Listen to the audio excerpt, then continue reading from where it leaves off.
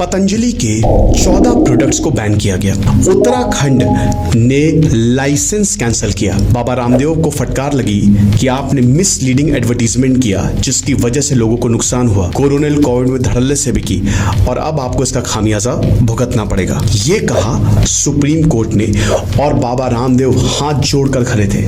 लेकिन दोस्तों ये सिर्फ पतंजलि की बात नहीं है। आज हम बात करेंगे dark reality of pharmaceutical sector. क्या आप जो दवाई खा रहे हैं वो इतनी ही महंगी है? क्या जो आप दवाई खा रहे हैं वो आपके लिए है? इन सारे सवालों के जवाब देंगे। आशा करता हूं आप सब बहुत अच्छे होंगे। अनरिवील को सब्सक्राइब करें दोस्तों, और हमने अनरिवील के नाम से एक वेबसाइट बनाई है, वहां पे आपको लेटेस्ट आर्टिकल्स मिलेंगे, तो डिस्क्रिप्शन कमेंट बॉक्स में लिंक दिया है। सबसे पहले बात करते हैं कि जो दवाई है वो 3 पिलर्स पे काम करती है। एक तो पेशेंट की चॉइस क्या है, डॉक्टर का एक्सपीरियंस क्या है और रीसेंट एविडेंस क्या है, क्या वो दवाई आप पे काम करेगी। अब अगर इन तीनों पिलर्स में से एक भी कमजोर हुआ तो दवाई काम नहीं करती है या फिर दवाई को रिकमेंड नहीं करना चाहिए। अब इस सब में सबसे बड़ी चीज है मिस इन्फॉर्मेशन अगर आप फैलाओगे तो लोगों को गलत चीज जाएगी। इसी वजह से पतंजलि का केस सुप्रीम कोर्ट में गया।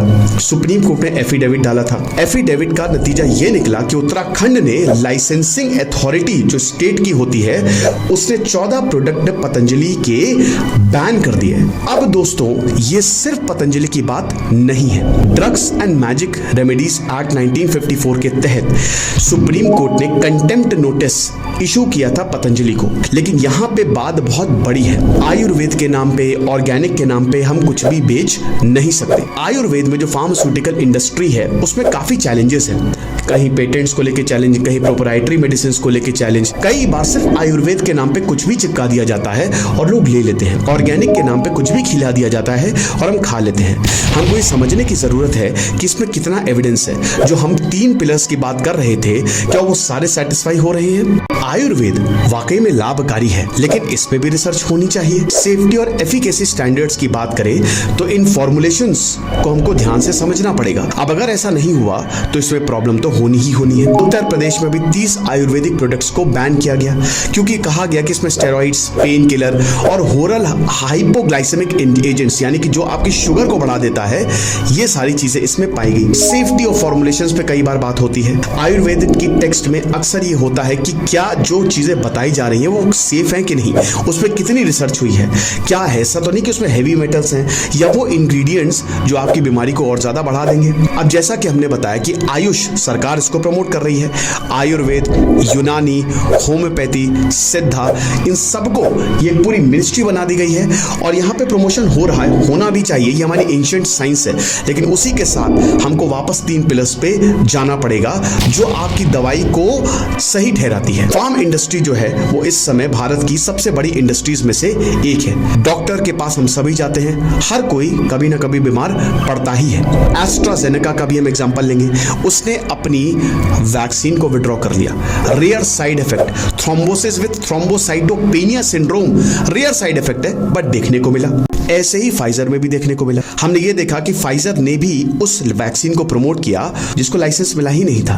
अनलाइसेंस्ड वैक्सीन को लाइसेंस मिलने से पहले कोविड वैक्सीन को प्रमोट किया गया। यूरोपियन यूनियन और बाहरी देशों में हमारे मसालों को बैन किया गया। कहा गया कि इसमें एथिलीन ऑक्साइड जो कि एक कैंसर कॉजिंग एजेंट है। तो बात यहाँ पे ये है कि भारत में तो कुछ भी बेचा जा रहा है। पैसा चाहिए। फार्मास्यूटिकल्स इंडस्ट्री में भी बड़े बड़े जायंट्स पीछे इन्वॉल्व हैं। बहुत पैसा लगा हुआ है। वो रिटर्न चाहेंगे, वो प्रॉफिट चाहेंगे।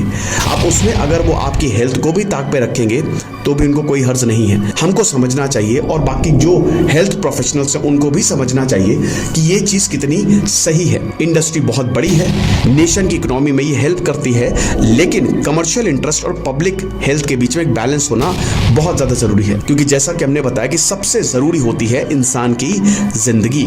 इलेक्टोरल बॉन्ड डेटा ने यह भी दिखाया कि एक नेक्सस है फार्म इंडस्ट्री और पॉलिटिकल पार्टीज के बीच में। फार्म इंडस्ट्री अच्छा खासा पैसा देती है इन्हीं पॉलिटिकल पार्टीज को। कई बार नॉन फार्मा इंटरवेंशन, हर वक्त आपको दवाई लेने की जरूरत नहीं है। आप अपनी डाइटरी मॉडिफिकेशन कर लीजिए, लाइफस्टाइल बदल लीजिए, फिजिकल एक्टिविटी करिए, आपकी सेहत सुधर जाएगी। लेकिन हमको डॉक्टर के पास जाने को बोला जाता है क्योंकि एक पूरा का पूरा चेन चल रही है इनका। कैसे बिजनेस बिजनेस चलेगा। सारे डॉक्टर खराब नहीं है, लेकिन कुछ बिल्कुल कमर्शियलाइज हो चुके हैं। अब हम क्या कर सकते हैं? सबसे पहले तो ये समझना पड़ेगा कि पेशेंट की चॉइस बहुत ही इंपॉर्टेंट है और पेशेंट हमारे यहाँ अनअवेयर है, अनइन्फॉर्म्ड है। कई बार मिस इन्फॉर्मेशन की वजह से पेशेंट को बहुत कुछ पता चलता है, लेकिन वो गलत है। सोशल मीडिया, व्हाट्सएप पे बहुत सारी ऐसी खबरें चलती हैं जिसका कोई भी आधार है ही नहीं। आयुष और मॉडर्न मेडिसिन सेक्टर्स जो कि साइलोज में ऑपरेट कर रहे हैं, वो इन्फॉर्म्ड चॉइस को लेके बहुत ज़्यादा अवेयरनेस नहीं रखते। उनको लगता है कि ठीक है, जो बेच दो, लोग तो लेंगे ही। तो सबसे बड़ी बात, आयुष को भी अगर आप प्रमोट कर रहे हैं तो ऐसा नहीं कि उसमें कोई साइड इफेक्ट नहीं है या फिर वो एब्सोल्यूट क्योर है। सबसे बड़ी बात है कि हमको खुद को अकाउंटेबिलिटी लेनी पड़ेगी और खुद को हमको अवेयर होना पड़ेगा। और सरकार को भी यहाँ पे ये बताना पड़ेगा कि अगर आप आयुर्वेद या ऑर्गेनिक या कुछ भी ले रहे हो, उसके भी साइड इफेक्ट्स हैं। सरकार को थोड़ा रेगुलेशन टाइट करना पड़ेगा। Ayush establishment evidence generation, popularisation के ऊपर रखना पड़ेगा कि ये सबूत है, ये वैक्सीन या ये मेडिसिन या ये जो भी आप खा रहे हो, ये इतना काम करती है, इसके ऊपर ये काम नहीं करती।